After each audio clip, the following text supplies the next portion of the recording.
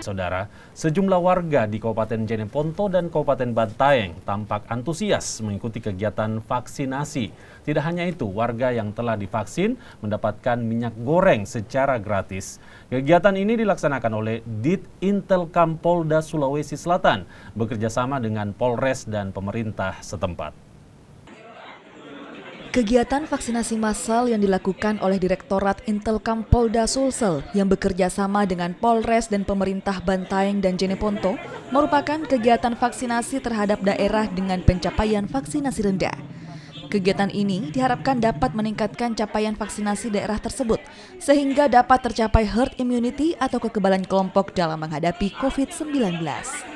Kegiatan vaksinasi massal dan pembagian minyak goreng oleh Direktorat Intelkam Polda Sulsel bersama Polres dan pemerintah setempat tersebut dilaksanakan di 3 kecamatan berbeda di 2 kabupaten.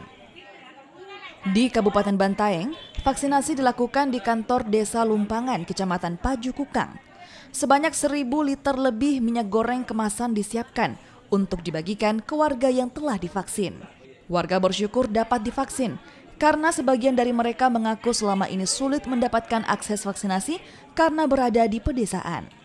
Jajaran Polda Sulawesi Selatan melaksanakan kegiatan ini untuk menyukseskan program vaksinasi dan membantu warga mendapatkan minyak goreng yang harganya semakin mahal. Saya tahu karena Pak Desa di sini mengarahkan kita dan mengukur ke masyarakat untuk datang divaksin dan ada berupa hadiahnya. Makanya kita mau ini. Untuk target di atas 1.000, karena untuk paket sembako ini di atas 1.000. Saya nanti bisa mengharapkan kegiatan ini bisa memberikan dampak untuk memberikan kesehatan penanganan pandemi di dalam sebetulnya ada pancingan. Jadi semuanya harus sadar bahwa kesehatan itu penting.